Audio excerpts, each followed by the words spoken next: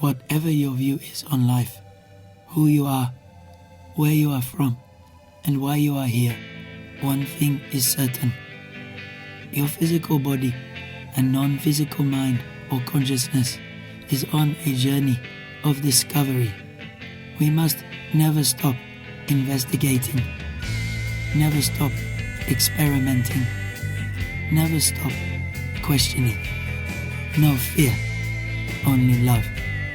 No anger, only compassion and forgiveness. 'Cause this is just the way it's meant to be. This is just the way it's meant to be. This is just the way it's meant to be. This is just the way it's meant to be. This is just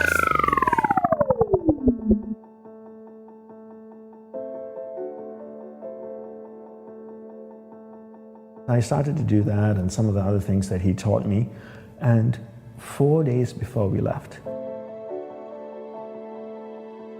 he taught me the power of my mind and how if I understood the mechanics of it and how it all worked, I could create what I wanted in my life. These amazing tools have been around for millenniums. Monks have been using it for thousands of years. You're not the mind, rather you're pure awareness moving through different areas of the mind. If you understand the mind, right, it works on pattern, right? Because right now my mind is shaped like this. And if I want to go to the next version of me, I need to break this, right, that mold, and then heat it up and then remold it again. And that process of breaking in order to reshape it is where I go, this is really difficult, this is painful, I don't really want to do this. And then it needs to reshape again.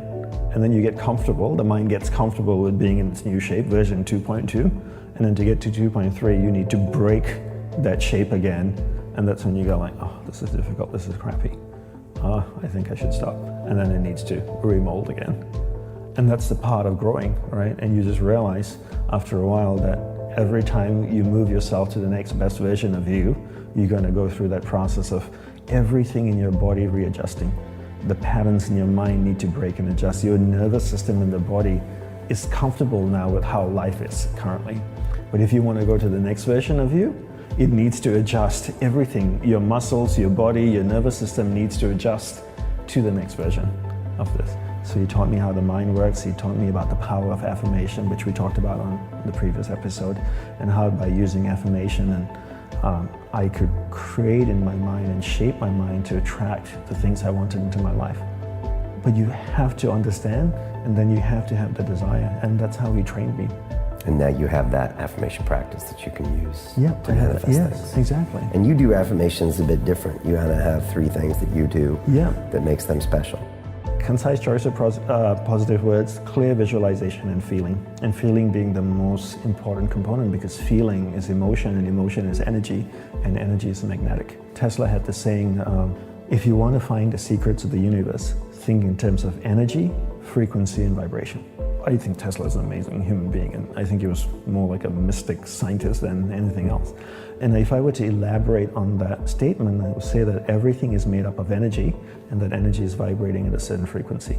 And your job is to match the frequency of what you want, because that's harmony, right? And the same way that if you want to attract something in your life, you need to understand what that frequency is that you want, and then change the energy in your body to match that frequency. And when you do, you attract that. It's like the old radios, right? You tune it, the station is 74.5 FM, and if you get to 74.4 FM, you get static and music. 74.6, static and music. 74.5, perfect music. 74.2, just static. And so your goal is to tune your energy to match the frequency of what you want. And then that's when that attraction comes. And a lot of people talk about this law of attraction and stuff, but you never really understand it or explain it properly. And then I think sometimes the New Age world can just get away by saying all kinds of, oh, the law of attraction, and do this and do that, and it will attract it into your life. But there's no practical steps or actually understanding the science of how these things work. But once you really understand it and then you put the hard work into it, These amazing tools have been around for millenniums. Monks have been using it for thousands of years. Concise positive words. Concise positive words. Clear visualization. Clear visualization. And corresponding feeling. Right? The feeling is emotion. So when I say corresponding feeling, if you want something, you need to match the frequency of what you want. So remember what Tesla said, think in terms of energy, frequency, and vibration. Right? Everything is made up of energy, and that energy is vibrating at a certain frequency. So if I want to be in harmony with you, I need to feel how you feel, and how does Brian sit, and how does he talk, and how does he stand. It's same like actors, that's what they do, right? Actors. Somebody needs to play Cleopatra or King Richard or whatever it may be, they try and feel that person, right? Or even James Bond. James Bond has a certain way that he walks and talks. And there's so many people have played James Bond, right? What, 6 or 7 people, however it is.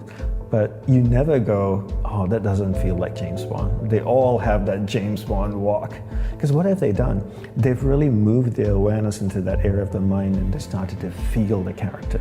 How he sits, how he talks, the little things that Bond does, how he adjusts his coat. And then you forget that that person is playing James Bond. You look at that person and you go, that's Bond.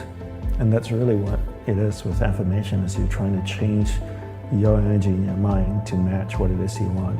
And when those two things are vibrating the same frequency, then you attract it. Think in terms of energy, frequency, and vibration. Pull all the energy in one place, you change the frequency of that energy to the frequency you want, and then you send it back out again. And that's something that's never taught. And I always say to people, life is a manifestation of where you invest your energy. Whatever you put energy into will start to manifest in your life. So energy, the best way to look at energy is to look at energy the same way you look at water. So if I took a watering can and I watered a garden bed, would the weeds grow or the flowers grow? Both, right? Yeah. Because water can't tell the difference between the weeds and flowers. Energy is the same way too. Whatever I put energy into will grow. If I put energy into something negative, it will grow. If I put energy into something positive, it will grow. Energy has no ability to discriminate between positive and negative. Whatever I put energy into will grow. So your life is a manifestation of where you put your energy into, where you invest your energy. So the more energy you invest into something, the more it will grow. How do you manage energy? So first step, stop hemorrhaging energy. Second step, conserve it. Third step, accumulate. Take that accumulated energy and you invest it into what you want to grow in your life. You're not the mind, rather you're pure awareness moving through different areas of the mind. And I define concentration as my ability to keep my awareness on you for an extended period of time until I make a conscious choice to shift it to something else. So most people allow someone or something outside of them to control where their awareness goes. So I'm chatting with you, my phone goes bing, I pick it up, and my awareness gets dragged there.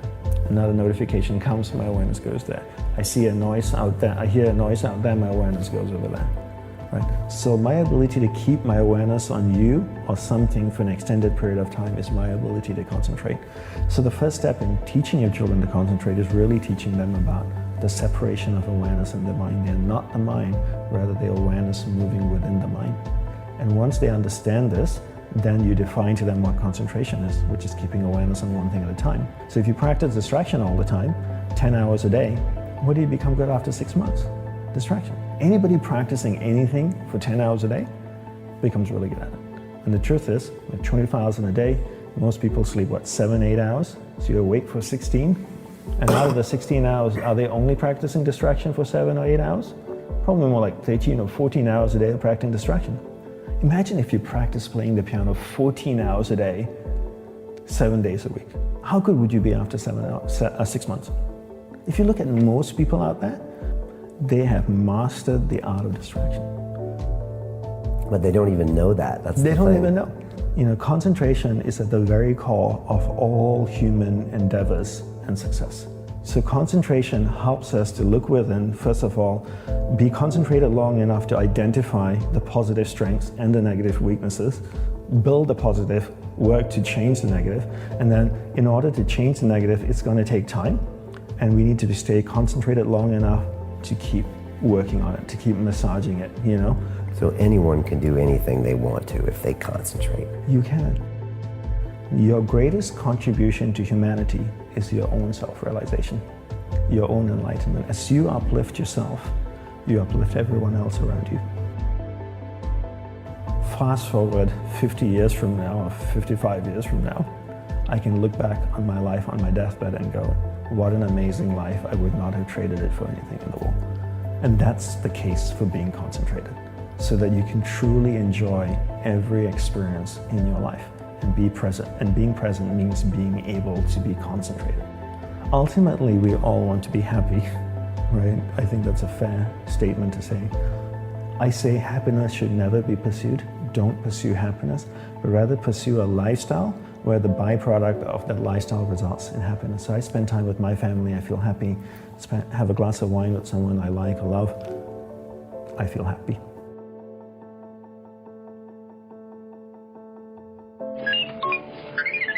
Thank you for listening to the China Jedi podcast. Set aside your filters of bias.